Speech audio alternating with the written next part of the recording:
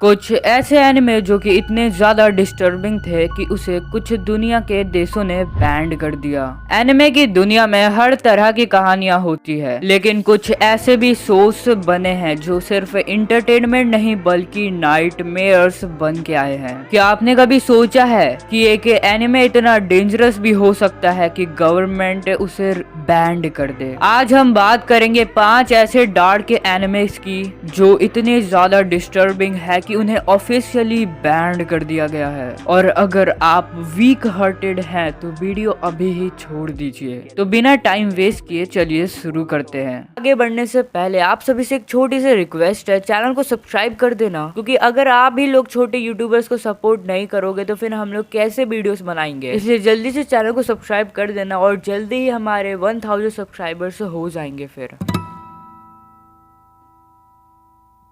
Elfen light एक ऐसा anime जो सिर्फ एक लव स्टोरी नहीं बल्कि एक साइकोलॉजिकल नाइटमेयर था। एक एनिमे जो इतना वायलेंट था, इतना डिस्टर्बिंग था कि कई देशों ने इसे बैंड कर दिया। 2004 में रिलीज हुआ ये एनिमे एक साइकोलॉजिकल हॉरर और ट्रेजेडी का एक परफेक्ट ब्लेंड था। पर ये सिर्फ एक नॉर्मल एनिमे नहीं था, ये एक ऐसी कहानी थी जो आपके दिमाग से कभी नहीं निकलेगी। स्टोरी एक नई प्रजाति डिक्लोन्स पर फोकस करती है, जेनेटिकली मॉडिफाइड ह्यूमन जो कि इनविजिबल्स आर्म्स यानी कि वेक्टर का यूज करके बिना हाथ लगाए लोगों को मार सकते हैं। और प्रोटैगनिस्ट लूसी सबसे ज्यादा खतरनाक है। इसमें एक क्यूट लुकिंग गर्ल जो सिर्फ 1 सेकेंड में आपकी मौत लिख सकती है। इस एनिमे का हॉरर सिर्फ वायलेंस तक सीमित नहीं है, ये आपको इमोशनल ट्रॉमा और साइकोलॉजिकल ब्रेकडाउन तक ले जा सकता है। और ये एनिमे आपको अंदर तक हिला देगा। जिस तरह का कंटेंट एल्फेन लाइट में दिखाया गया है वो हर किसी के लिए नहीं था। इसमें सिर्फ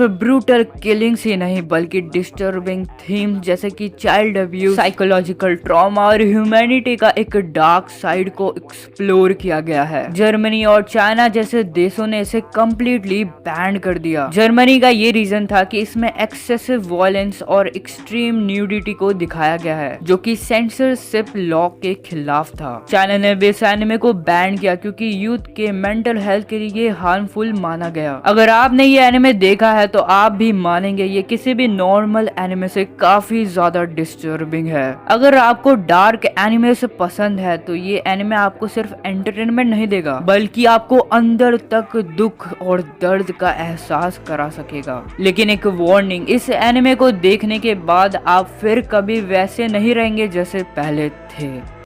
मिडोरी साउजो तासुवाकी एक ऐसा एनिमे जिसे देखने के बाद लोगों के होश उड़ गए। एक ऐसा एनिमे जो इतना ज्यादा डिस्टर्बिंग, इतना ज्यादा हॉरिफाइंग था कि कुछ लोगों ने तो इसे देखने तक से ही मना कर दिया। ये सिर्फ एक हॉरर स्टोरी नहीं बल्कि एक साइकोलॉजिकल नाइटमेयर है। ये एक ऐसा बैंड एनिमे है जो सिर्फ एक बार देखते ही आपकी रातों की नींद को उड़ा सकता है। 1992 में रिलीज हुआ ये फिल्म सिर्फ एक एनिमे नहीं था, ये एक साइकोलॉजिकल टॉर्चर थी जो आज तक लोग भूल नहीं पाए। लेकिन सवाल ये उठता है आखिर ऐसा क्या था इस एनिमे में जिसकी वजह से कई देशों ने इसे बैन कर दिया। इस एनिमे की कहानी एक छोटी सी 12 साल की लड़की मिडोरी की है जो एक दिन अपने घर आती है और देखती है कि उसकी माँ की डेथ हो चुकी है। बिना किसी सहारे के, बिना किसी उम्मीद के मिडोरी को एक ट्रैवलिंग सर्कस का मालिक धोखा देकर वहाँ ले जाता है और वहाँ से शुरू होती है उसकी जिंदगी की असली बर्बादी। मिडोरी सोचती है कि उसकी जिंदगी की ये एक नई शुरुआत होगी, लेकिन वो नहीं जानती थी कि ये जगह सिर्फ एक तमाशा नहीं, एक नर्क है। ये एनिमे इतना ज्यादा एक्सट्रीम था कि जापान जैसे देश ने भी इस पे तुरंत बैन लगा दिया। हाँ, आपने सही सुना, खुद जापान ने इस एनिमे को अपने थिएटर में दिखाने से रोक दिया। इसके पीछे का रीजन था इसकी excessive violence, child abuse, graphic sexual content और डिस्टर्बिंग विजुअल्स जो किसी भी नॉर्मल इंसान के लिए बर्दाश्त के बाहर है। इंडिया, ऑस्ट्रेलिया, न्यूजीलैंड, जर्मनी और कई देशों में इस एनिमे को बैन कर दिया गया है क्योंकि ये सिर्फ एक डिस्टर्बिंग एनिमे नहीं बल्कि एक ट्रॉमा था। अगर आपको डिस्टर्बिंग और एक्सट्रीम हॉरर एनिमेस पसंद है तो आप शायद इसे देखने की सोच सकते हैं, लेकिन ध्यान रखना ये कोई नॉर्मल हॉरर एनिमे नहीं है। ये एक ऐसी कहानी है जो आपके दिमाग में एक गहरा निशान छोड़ सकती है, तो देखने से पहले सोच समझ के देखना। कॉप्स पार्टी एक स्कूल ट्रिप जो कभी खत्म नहीं हुई, एक बच्चों का खेल जो मौत का दरवाजा बन गया। ऐसे एनिमे बहुत कम होते हैं जो देखकर आप सच में डर महसूस करें, पर कॉप्स पार्टी एक ऐसा ही एनिमे है। एक ऐसा हॉरर एनिमे जो सिर्फ जंप स्केयर्स नहीं बल्कि साइकोलॉजिकल ट्रॉमा भी देता है, और ये इतना ज्यादा डिस्टर्बिंग था कि कई देशों ने इसे बैंड कर दिया। कॉप्स पार्टी शुरू होता है कि स्कूल के ग्रुप से जो एक इनोसेंट गेम खेल रहे होते हैं, साचिको एवर आफ्टर, एक छोटा सा चाम जो दोस्तों की दोस्ती हमेशा बनाए रखता है, पर कोई नहीं जानता था कि ये एक श्रापित खेल है। जैसा ही ये रिचुअल कंप्लीट होता है सब कुछ बदल जाता है। ये स्कूल एक सडनली कर्स्ड डायमेंशन में शिफ्ट हो जाती है जिसे हेवनली होस्ट एलिमेंटरी कहा जाता है। ये एक ऐसी जगह है जहाँ सिर्फ दुख, दर्द और मौत है। एक स्कूल जो कभी स्टूडेंट से भरा रहता था अब एक मौत का बंजर बन चुका है। यहाँ जो भी आत्मा भटकती है वो सिर्फ दिखाने के लिए नहीं, वो इंसानों को मारने के लिए और उनके दर्द को महसूस करने के लिए है। कॉप्स पार्टीज एक सिर्फ हॉरर एनिमे नहीं बल्कि टॉर्चर, एक्सट्रीम वायलेंस और नाइटमेयर्स से भरा हुआ है। इस एनिमे में ऐसे डिस्टर्बिंग सीन्स है जो सिर्फ एक स्क्रीन पर नहीं बल्कि आपके दिमाग पे भी छप सकती है। इसमें चाइल्ड मर्डर, ऑर्गेन म्यूटेशन और साइकोलॉजिकल ट्रेलर दिखाया गया है जो सेंसर लॉ के अगेंस्ट जाता है। इस वजह से इसे बहुत सारे देशों में बैन किया गया है। अगर आप ट्रू हॉरर फैन है जो सिर्फ जंप स्केयर्स नहीं बल्कि असली साइकोलॉजिकल हॉरर का एक्सपीरियंस चाहिए तो कॉप्स पार्टी आपके लिए है। लेकिन एक वार्निंग, ये एनिमे सिर्फ एक कहानी नहीं, ये एक एक्सपीरियंस है जो आपको अंदर तक झंझोल के रख देगा। क्या आप तैयार है इस हॉन्टेड स्कूल में कदम रखने के लिए? मैं तो सजेस्ट करूंगा इस एनिमे को मत देखना।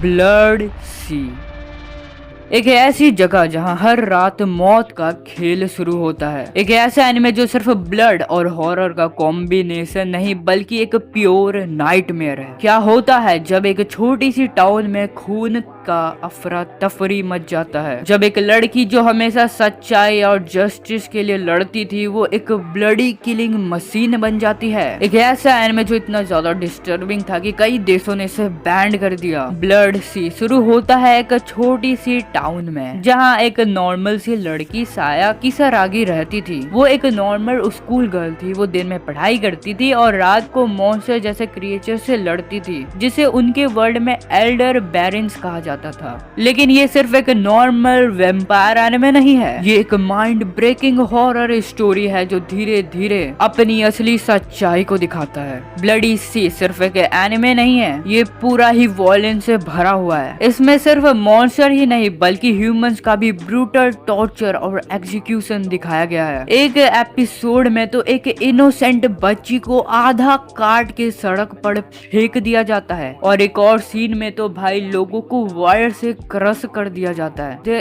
इसी वजह से कई देशों ने इस पे तुरंत ही बैन लगा दिया। वहाँ की गवर्नमेंट का कहना है कि इसमें काफी ज्यादा डिस्टर्बिंग सीन्स है जो कि यंग ऑडियंस के लिए काफी ज्यादा डेंजरस हो सकती है। अगर आपको सिर्फ नॉर्मल हॉरर पसंद है तो शायद ब्लड सी आपके लिए नहीं है, लेकिन अगर आप सच में एक डिस्टर्बिंग एक्सपीरियंस चाहते हैं जो आपका दिमाग में हमेशा छप जाए तो ये एनिमे आपको एक ऐसी नाइटमेयर में खींचेगा जिससे आप कभी वापस नहीं आ पाएंगे। क्या आप इस एनिमे को देखने की हिम्मत रखते हैं? वेल गाइस, हॉरर एनिमे सिर्फ एंटरटेनमेंट नहीं होती है, कभी कभी ये एक ऐसी फॉरबिडन एक्सपीरियंस बन जाती है जो देखने वाले के दिमाग पे हमेशा के लिए एक डार्क इम्पैक्ट छोड़ देता है। हर एनिमे जो बैंड होता है वो सिर्फ वायलेंट होने की वजह से नहीं बल्कि इस वजह से कहीं ये ह्यूमन की साइकोलॉजी पे कहीं बहुत ज्यादा डेंजरस इम्पैक्ट ना डाले। लेकिन सवाल ये है, क्या ये एनिमे सच में सिर्फ एक इमेजिनेशन का हिस्सा है या फिर ये हमें एक ऐसी दुनिया का झलक देता है जो हम